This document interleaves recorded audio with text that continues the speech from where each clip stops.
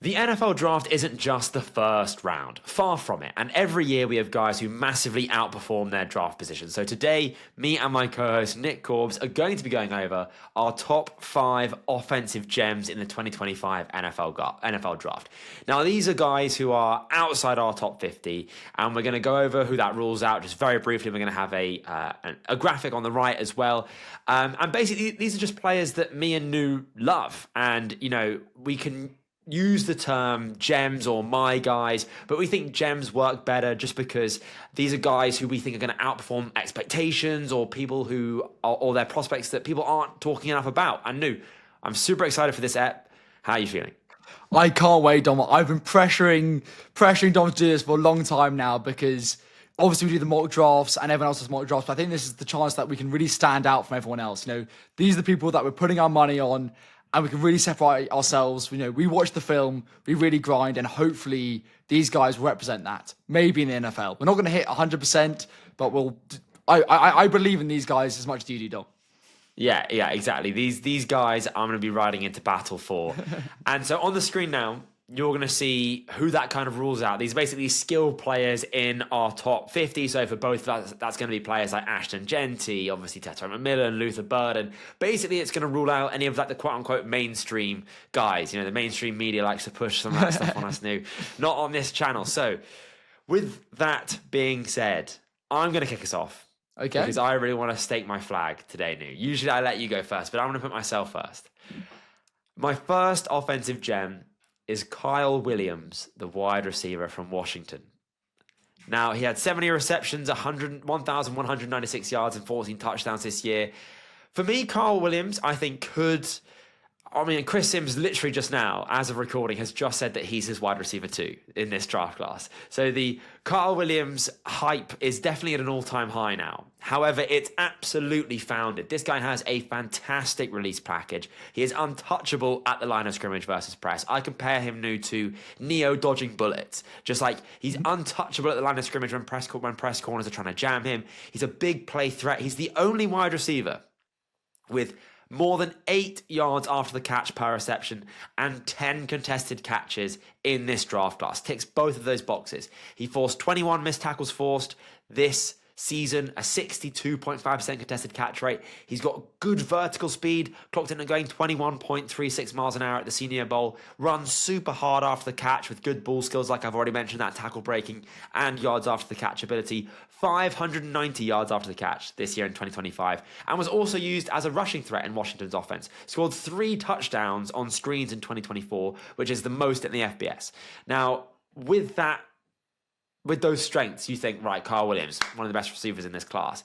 And I do think he genuinely is up there with the best of them. But the reason why he's not in the top 50, at least for me, is because he doesn't have that top-tier physical calling card. He's 5'10", 190 pounds, did run a 4.4 flat, but only has a 6.23 relative athletic score. So he's an adequate athlete and doesn't have those top-tier physical traits. And he also doesn't have that great acceleration. He's got really good long speed once he gets going, but it takes him a while to shift through those gears, if you will. But the bottom line for me with Kyle Williams Nu is that he's not going to blow you away with his physical or athletic traits, but his big play threat and his ability to beat press at the next level is 100% going to translate.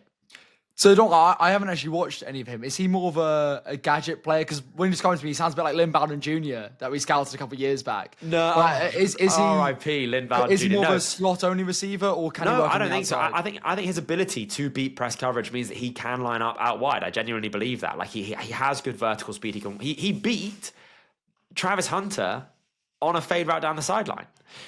This guy is genuinely legit. I know he's smaller, but to me, it's not even about your height, right? For me, someone like Tetra McMillan struggles against press and isn't really going to be an outside X on the line of scrimmage kind of receiver. And I'm not saying that Kyle Williams is either at 5'10", 190 pounds, but it's not always about height and weight if that means that you can live on the outside in the NFL. It is about your ability to get off the line of scrimmage. And I genuinely believe that Kyle Williams' release package is the best in this class. And I mean that flat out. You can create separation at 3 different points in your routes. You can do it at the release, so immediately. You can do it during the route itself, and then you can do it at the catch point. And when you can create separation immediately, you're always going to separate because that is the initial part of that route. You know, a lot of receivers like big tight ends, big slots, they create separation at the catch point and you just have less room for error when you create your separation later. Kyle Williams, for me, like I said, untouchable at the line of scrimmage, and that's just always going to translate. I need to check this guy out, Dom, because when you first said that, I was a bit worried that was going to go on to my first pick for my diamond in the rough, my offensive gem, which is Carl McCord. Oh, you got a quarterback. Nice. Out of Syracuse. So the way I'm doing it is I'm going to get progressively more niche, progressively more obscure based off of PFF's big board. And Carl McCord, I am such a big fan of this guy, Dom. He had 4,800 yards and 34 touchdowns in 2024. He broke Deshaun Watson's ACC passing record this year. And I love this guy, Dom. What I would say, so he's a transfer from Ohio State originally. Do not watch the Ohio State film. It is terrible. He looks scared. He looks like cagey. And in Syracuse, he was allowed to let it fly, as you can tell by the stats. And what you might not have noticed is I didn't include his interception stats. He throws a lot of picks. And for me, I was watching Jameis Winston light when I was scouting this guy. He makes plays all over the field. Fast released, okay arm, it's never going to be top tier, but he just has fun. He makes the players around him better. He's going to be the first Syracuse quarterback drafted, I think, in the common draft era. He made a team that had a losing record to be ranked at the end of the year. And in case our diehard fans recognize that, at the start of the year, I talked about thermostat and thermometer quarterbacks. Thermostat raised the play of everyone around them. Thermometer raised the level of play. Last year, Carl McCord raised to the level of the Ohio State offense. He was just okay as everyone else. This year, he pushed Syracuse to being an ACC title contender. I'm such a big fan of this guy, Dom. He makes big plays. And as a Giants fan who's just signed Jameis Winston, Carl McCord in the third round sounds like an absolute home run to me. So I have Kyle McCord as my QB6. He's not on this list, but I do have another quarterback, and I'll talk about him just after this. For me, with Kyle McCord and this other quarterback I'm going to talk about, I have them in the same tier as this QB bargain bucket tier, right? Someone that I like taking a swing on round 3 and later. Whereas people like Jalen Milroe, Jackson Dart, and Shedeur Sanders, I don't love the way you'd have to draft them to get them, if that makes sense. I think you're going to have to spend quite a high pick on Shedeur Sanders. Jackson Dart, I think, is going to be a high second, and I just don't love having to draft those guys that highly. Whereas with Kyle McCord, I think you can get like a really good value on a player like that. Like, he's a great deep ball thrower, 50% deep completion percentage, went 41 for 78. That's the most 20 plus deep completions, 20 yards plus deep completions in the FBS this year. Most big time throws, led the nation at 36 from the quarterback position. Really good jump in play this year. I think the move from Ohio State was massive because I think he was playing within himself at Ohio State, and Syracuse just allowed him to kind of cut it loose. Annoyingly, him wearing 6 and playing in orange made me think of Baker Mayfield, probably because he has the same number and is wearing the kind of the same thing. But it is that kind of F it, let's just rip it kind of mentality, which I think McCord has kind of shown that he has at Syracuse, which I really like. And I think, yeah, he can lock into his first read. That explains the interceptions and the batted passes. But I agree with you. I really like that Kyle McCord shot because I was tempted to put him, but actually in the end, I went with someone else. And I went with Will Howard, the current Ohio State quarterback. Okay. And again, I would rather have Will Howard at his value. I would rather have Kyle McCord at his value than where I would have to draft Sanders, Milroe, and Dart.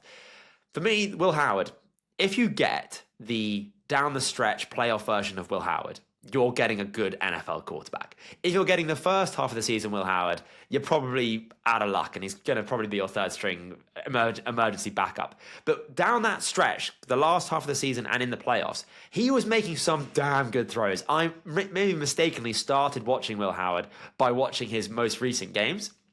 When I first saw on the tape, I was like, why is no one talking about Will Howard more? And as I went through his tape later and later, I saw the play just kind of decline. I was like, okay, that kind of explains it. But like on those games where he was on fire, deep accuracy looked great. Deep ball placement was plus. He made hard passes look routine. And I know he's playing, and I know he's throwing to Emeka Egbuka. I know he's throwing to Caleb. No, not Caleb.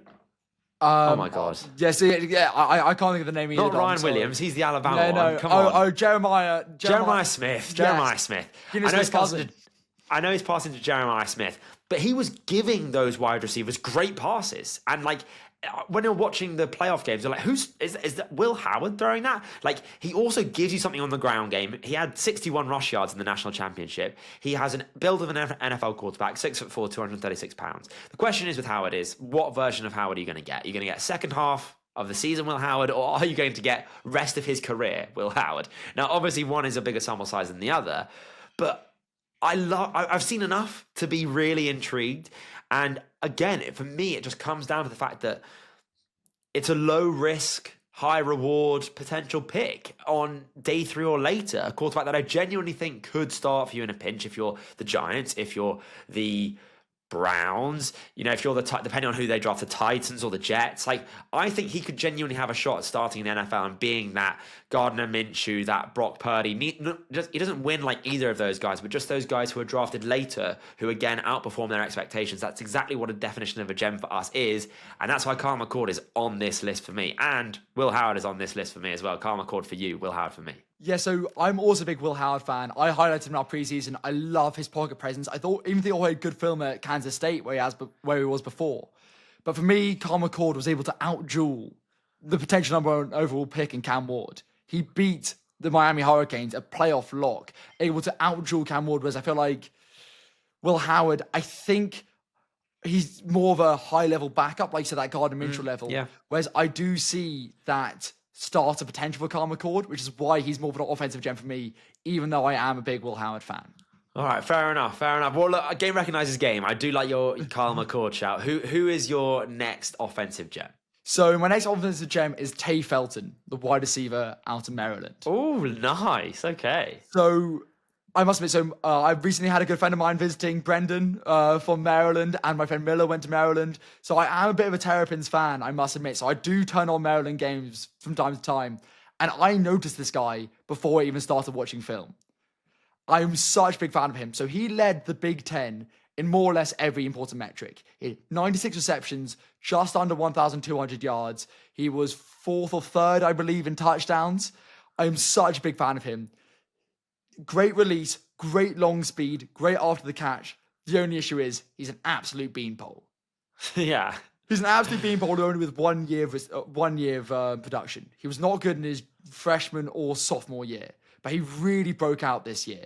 I believe he's got slot and outside versatility, which I think is so important. We've talked a lot about these guys. Emeka Egbuka, only the slot. Luther Burden, only the slot. You're a big fan of Jaden Higgins out of Iowa State. He's got that outside versatility, which I think improves his value.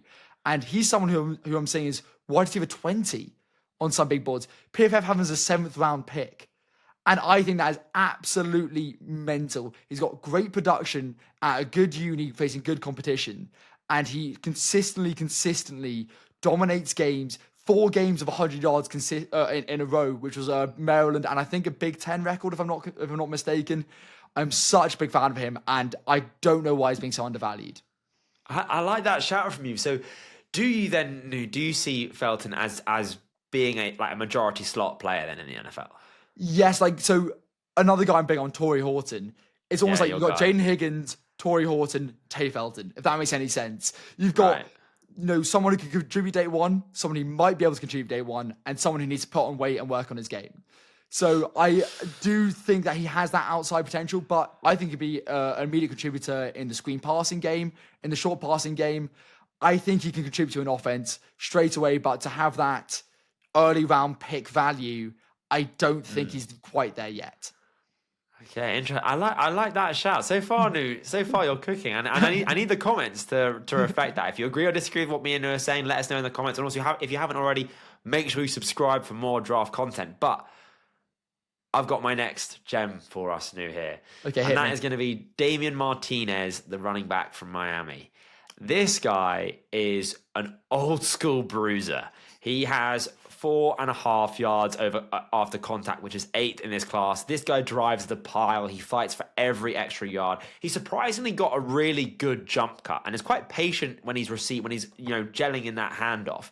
It helps him avoid and break tackles at or around the line of scrimmage. He has the highest success rate when contacted behind the line of scrimmage in this class at 30%.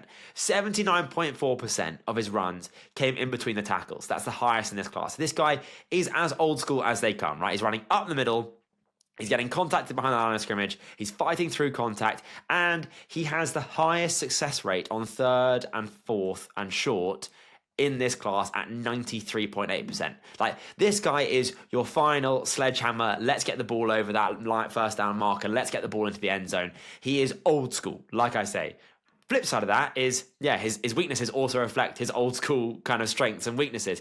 He does not have the top speed whatsoever. Versus Florida State, he had a free run down the sideline. And he stopped to try and put a move on the pursuing defender who is behind him. Like, literally fully slammed on the brakes. Like, he does not have the speed to burn. Ran a 4.51 at the 40. I don't think he has a second gear whatsoever. Like, what you see is what you get with his speed. He offers you absolutely nothing in the pass game as well. This is not Christian McCaffrey. You're not getting a natural pass catcher. He has a 12.9% drop rate the last 2 seasons. Like, he's got small hands. He's not naturally catching the ball. The ball ends up on the floor quite a lot. And as a result, with that speed, he's not a home run threat, right? This guy is your short yardage, no frills, nothing exciting. You get this guy on, you run it between the tackles, he's going to get you a few yards, which is what you need. And that's really the bottom line for me, is that he's the old school running back in the best and worst ways possible. He's not going to be for every team with his running style and with kind of how he wins, but I can see him being that thumper, that kind of roll the sleeves up, don't get any of the credit, but you're keeping the chains moving in really key game situations. And he can be that kind of mold for a team that wants that style of running back, kind of almost like a Tyler Algier, or like someone that just runs nasty and isn't going to break tackles per se, but just going to get those yards after contact. So I'm hearing a poor man's Cam Scatterboot. You know what?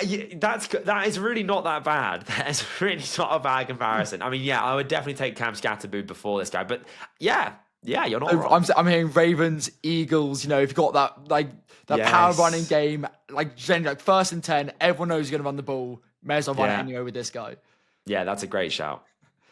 So my next guy, I actually sort of discovered him on Instagram, which is bizarre for me. It was on my Instagram suggested. Hollin Pierce, the tackle out of Rutgers. That is so niche. So he is a walk-on. He was a walk-on weighing 450 pounds. A big boy? Big boy. So for English listeners, we'll get Paddy to pull it up, but I think that's north of 150 kilos. Heavy guy. Yeah. 225 is 100. He's almost 200. Yeah, so the reason why, so he's 6'7", and the reason why I literally was like, I have to watch this guy's tape. He's got the second longest wingspan of any tackle since 1997. This guy is an absolute monster. When you watch him on film, you don't need to circle it. You know, a lot of time in tackle film, they circle which guy you're looking for. This guy, you don't need to look at him. You can see him straight away. And he only allowed 1 sack last year. In the Rutgers in the Big Ten, in the Big Ten, he is a really good pass blocker. But in the run game, he's an absolute mauler, Dom. You can imagine 6'7", all that weight coming at you, long arms. He really has that potential to be an NFL starter, almost like Jordan Mailata. He only started, playing high level. He had no stars out of high school, really under the radar. This is basically his first taste of playing high level football. And the issue is that he kind of plays like that. He reaches a lot, he looks like he's almost glued to the ground in cement. He doesn't have quick feet, and he's got a turning circle of about an 18-wheeler. But with someone with that size, that power, that strength, I can so see a role for him in the NFL. And I think that's, again, with his offensive gems, is a lot of the time you're looking for traits, you're looking for skills that can translate. And he has that ability. And Dom, trust me, watch his film, watch his highlights. It's an absolute pleasure to watch. Dare I say you're cooking here? Someone's cooked here. You're a better man than me as well, because I must admit, for this episode, I was not going near the offensive line, right? I love the trench play. I appreciate what the big men do for the game. But in this episode, I'm not going near the offensive line. So credit to you for turning on and grinding the Rutgers film. But that's what's interesting about Rutgers as well, is that this year they really outperformed expectations. Weirdly enough, I was going to try and go to a Rutgers game when I was in New York. And I was waiting to buy the ticket tickets because I was like, oh, well, when Rutgers keep losing, the ticket price is going to go down. And they just kept winning. Like, at one point, they were like one of the few remaining undefeated teams or something crazy by like October. Like, they have a good running back in Kyle Monungai, I think it is. And then both their tackles, are getting NFL draft hype. So, fair play to the Scarlet Knights out there in New Jersey. Like, they're obviously playing some winning football this year. And as a result, they're getting mentioned on Corbs NFL, the best British podcast, best British American football podcast out there. So fair play. I doff my cap. Tip my cap to you, sir. Tip my cap. So you've got one left, right? Yeah. All right, I've got two. Perfect. So I'm going to start this with another running back. Like I said, I'm going skill position here. I'm greedy. He's greedy. Greedy. I'm greedy. And that's going to be Jaydon Blue, the running back from Texas. I think he would be a great consolation prize for whoever wants Travion Henderson but can't really afford to draft him in a second. A bit like how you said Damien Martinez is like a poor man's Cam Scatterby. Jaydon Blue is kind of like a poor man's Travion Henderson. This guy's got blazing top speed, ran a 4.38, and I really thought that he was going to blow up after the combine. I think Golden running a 4.29 took a lot of the spotlight off him, and he didn't actually run quite as fast as I thought he would do. But unlike Matthew Golden, that 4.38 speed shows on film. Jesus, does it show? This guy's burning angles from safeties and pursuing defenders with ease. He simply runs around them. And he's going to be a great complementary speed back. He's strong as a pass catcher from the backfield. Him on angle routes and Texas routes. So when you line up in the backfield and you basically run a diagonal route, so outside the offensive line, then you either have a choice, sometimes if it's a Texas or if it's a choice, to cut back inside on the linebacker or cut back outside. He is absolutely lethal on that. I think his speed just freezes defenders in their stance. He had a touchdown versus Ohio State on that route. He's so good. 365 receiving yards from pretty limited opportunities as well is a really good number from him. And he's just so good at making people miss. He's got this great stutter step. He can dead leg really well. He's got a nice juke. Like, Jaydon Blue for me is a really exciting player. Weaknesses though, he is very undersized. 5'9", 196 pounds, right? This guy is not a bell cow. He's also really inexperienced. He only has 215 career rushing attempts. Like, he is still learning the nuances of the position. I mean, at Texas, you're buried on the depth chart if you're a running back recently. I mean, they've obviously had Bijan. Then last year they had what? Both guys Brooks? Drafted? Yeah, Jonathan Brooks last year. Might never even play in the NFL, unfortunately. But... I know, we drafted him on our dynasty I know. Anyway, when you're playing for Texas, right, or you're buried on that depth chart as a running back, and with only 215 career rushing attempts, he's still really learning the position. Like, he's raw. He has 5 fumbles, 5 drops. That's a 10.5% drop rate this year. He's not a sharp cutter. He has good moves, but he kind of like rounds it, almost like breaks down properly to try and change direction, which is quite jarring. Like, there's no one cut ability there. Like, even if it's not a short angle, he's like jutting his feet and then moving. He also in pass pro, I mean, this guy, look, he's willing, but he's an absolute liability, and he's not going to be able to do it in the NFL at 5'9", 196 pounds. So for me, Blue is definitely a work in progress, but he's a high upside and home run threat potential running back who definitely needs to be in a rotational backfield. But man, speed kills. And from the running back position where you can, in some instances, easier than wide receiver, kind of quote unquote scheme open those looks, either from like, in receiving downs, he can run routes from the backfield, or he can just be that guy that's running outside the tackles. The speed ultimately and the ability to make people miss and the receiving ability, it's enough for him to be a gem for me. Although you've seen players like Darren Sproles, undersized, people who are able to contribute, receiving, kick return, there's ways to make a career in the NFL being an undersized receiving back. I think that's only a benefit to a team. So yeah, I haven't watched him, but I'll be sure to grind the tape. It's worth it. So my next guy, I actually sort of discovered him while scouting Kyle McCord. I remember, Dom, when you were watching Keon Coleman last year. Yeah.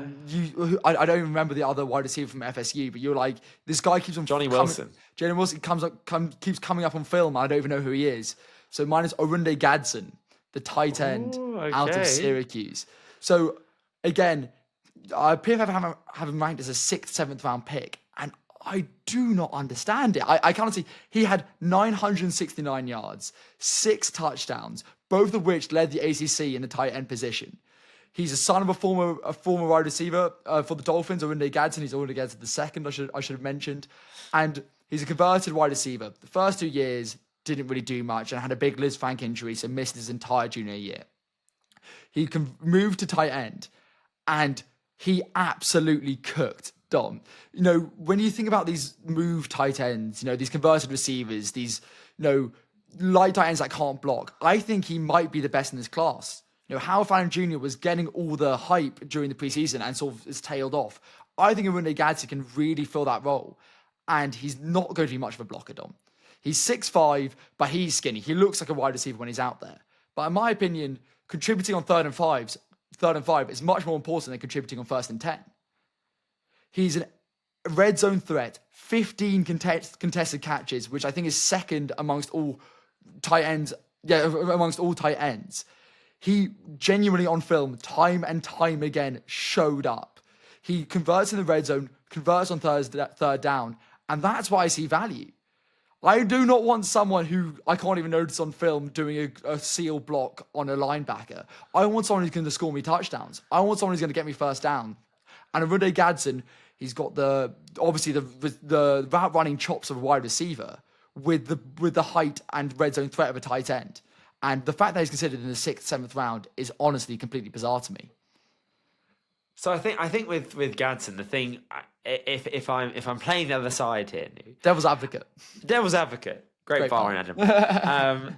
If I'm playing devil's advocate with Oronde Gadsden, because I watched him a few months ago, I haven't rewatched him ahead of the draft just because of what I saw when I did, which is that he is a wide receiver, right? He's listed as a tight end, but he's a wide receiver in the league, right? Like, I think for tight ends, you don't need to be the best blocker in the world. You don't need to be a Rob Gronkowski to be able to be a tight end, right? Like, we've seen loads of lighter tight ends who aren't great blockers succeed, but I think there is a threshold. I think that you have to be able to do something. And I don't think Oronde Gadsden meets that threshold. And for me, the reason why I could easily see him going as late as the 6th or the 7th is because he doesn't meet that threshold. Like, there'll be some tight ends who are pure blocking tight ends who will get drafted in like the 5th. Right, like there's that tight end from Georgia, from Georgia Will Tech, Disley style, like just like a pure blocker, like not like an extra offensive lineman. He can do something for you, but like they're a blocking tight end. It's because if he's just going to be a wide receiver, essentially like a pseudo wide receiver, he also doesn't win in a way that I personally want my wide receivers to win. Like Colston Loveland, a nuanced route runner, can separate at the route at like kind of all 3 levels. What I was mentioning earlier, which is why I really like Loveland. Fannin, not that keen on Fannin. We discussed Fannin in the tight end episode. Like, he's a bit of like a production merchant at Bowling Green. But for me, with Gadsden, is he doesn't win in a way that I like. He reminds me more of that like Hakeem Butler kind of like, oh, I'm big and I've got a big wingspan to catch balls and I'm all right in the contested area of the fields. So I like the shout from you there. Like, again, a Carl McCord's teammate. Look, this is a gem. This is the whole point of a gem. Is it's meant to be later. It's guys that we think are going to outproduce where they're drafted. Look, if you're drafted in the 6th and 7th round and you get 300 yards in your rookie season, that's a damn good season. So I'm not expecting, and I know you're not, I'm not expecting Gadsden to come in and be Carl Pitts or be, Travis Kelce. But I'm more on the camp that I can understand where he's going. I think with draft prospects, especially when you're looking at gems, especially when you're looking past day 2, day 3 players, you've got to think what they can do and not what they can't do, and how that can help contribute. Like you said, with Blue, with a lot of the running backs you talk about, they're only good at one thing and are limited in others, and that's okay. Not everyone can be Kyle Pitts. And when you're making a 56-man roster, which probably involves even practice squad players, you need to have people that contribute to your team and help your team in a meaningful way. And I think he can convert on those money plays, on those money downs, on the 3rd and 5s, in the red zone. And for a 6th round player, where he probably might go, I think that is unbelievable value. All right, look, fair enough. Again, I'm respecting where you're coming from with these lists. I do think so far you have cooked, and I'm going to end with one which I think you're going to disagree with me on. So hit me. My final offensive gem is Tez Johnson, the wide receiver from Oregon. Okay, fine. So talking about undersized, right? I'm going to talk about Johnson's physical measurements later. I'm going to start with his strengths first. This guy is incredibly agile, as you would expect someone of his size to be, right? Human joystick, makes defenders miss constantly. I think he's a very good route runner. The whip routes with Tez Johnson, absolute cheat code. He's really strong with the ball in his hands. 1,333 yards after the catch in the last 2 years. at Oregon. Like, this guy has the production with the ball in his hands. He was second in the FBS in yards after the catch in 2023. That's more than Malachi Corley, the yards after the catch only demon in the last class. Malik Neighbors, Luther Burden, Tezra McMillan. Like, Johnson was unbelievable last year, even at his size. 22 missed tackles forced. That was 10th in 2023. Even at his size, he's Wrigley. And frankly, the biggest reason that I'm backing Johnson here isn't just because I've watched his tape and I genuinely believe that he can play at the next level, but because you can look at his production. And I don't think that's always the way to do it in the NFL, when we're projecting the NFL, obviously. But I do think that Tez Johnson's production speaks for itself. 168 receptions. This is over the last 2 years at Oregon. 168 receptions, 2,080 yards, 20 touchdowns, 102 first downs, 1,333 yards after the catch, 39 missed tackles forced. Like, it is all there. It is all there. Weaknesses with Johnson, pretty obvious, right? He is 0th percentile weight. There is no getting around that. He is sub 5'10", 154 pounds. That is absolutely bonkers, right? That there is no one that has ever played the wide receiver position in the history of the NFL that is as light as Tez Johnson. He is quite literally one of one. That is an issue, right? He does have limited usage because of that, due to his frame. He's going to need to be in the slots. He cannot be on the field in run plays. He has to avoid contact where he can. But for me, with Tez, is that the production's there, the tape's there, like, this guy wins, and I think the way that he wins can translate to the NFL. And I think when you're looking at the receivers that are like him, Tutu Atwell, I hated that guy coming out of college. He just got a second contract, right? A lot of money. A lot of money for Tutu Atwell. Tank Dell, right? Unfortunately, we don't know what's going to happen to his career with the injury. He was a damn good receiver. So for me, really, I think the floor here is Tutu Atwell. And I think the ceiling is Tank Dell. Johnson also gives you special teams ability. He can return punts. So for me, I know the weight is going to be a massive issue. And I know for some teams, he's not going to reach that threshold whatsoever. He's going to be immediately off the board. Like, it could be Mr. Irrelevant pick, and Tez Johnson is not going to be an option for some teams even then. But I do think that if you're someone like maybe the Falcons with a bigger receiving unit, when you've got Kyle Pitts, you've got Drake London, Tez Johnson could fit in really nicely there. I think that if you have a role whereby Tez Johnson can play for your team as that kind of wide receiver 2, wide receiver 3, like, depends on what package, depends what down and distance, I think he's going to be really damn good. And I think that he is going to break the mold and be, like Tank Dell, that light player that is going to work at the next level. See, we talked on the pod before. I'm a bit of a hater, but I don't mind him as a gem. I just don't like him anywhere near day 1, day 2. And I think that's absolutely outrageous, because my biggest fear with him is that he can only be on certain downs. He can't be there on run plays, because even someone like Emmanuel Forbes would probably run over this guy.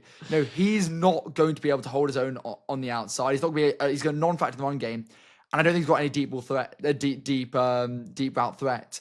But for me, my biggest concern is, you say Tank Dell, and I understand that his injury was a freak accident, but he might never play again.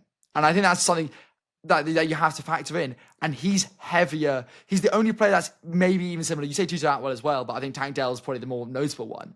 Tank Dell's career might be over. And of course you can say that could happen to anyone. But it's the only person that's like him that's been in the NFL and had success, and he might never play again. So I don't mind him as a punt in the late rounds, but I am very, very cautious about his like you said, Dom, no one's ever been that light, that small, playing in the NFL before.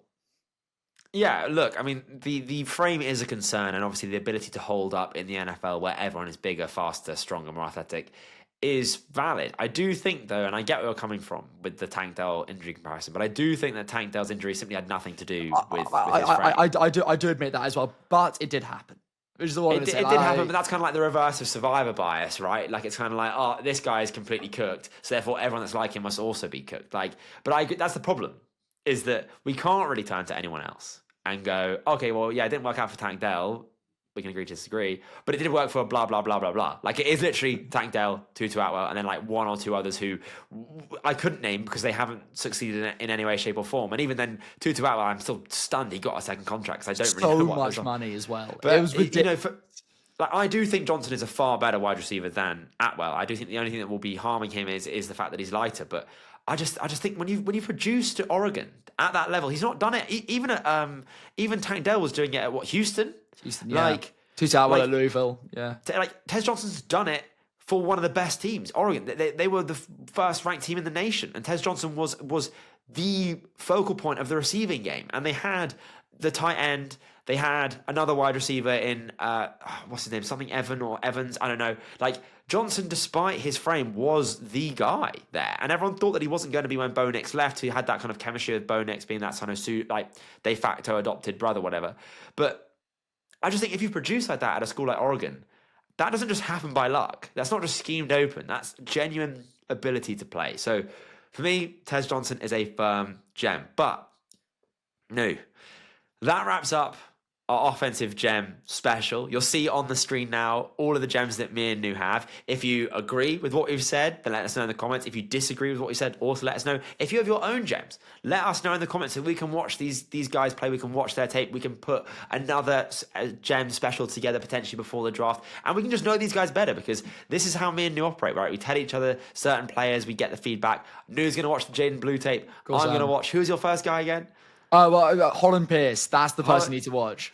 So there's a few guys that we need to watch as a result. So I think it's been a great episode, if I do say so myself. Make sure you subscribe for more NFL Road draft to 1,000. content. Road to 1,000. Road to 1,000, exactly. We need 1,000 by the draft. So if you haven't already, do make sure you subscribe. We do really appreciate it. But I've been your host, Dom Corbs. That's been my co-host, Nick Corbs. We've been Corbs NFL. We'll see you on the next episode. See ya.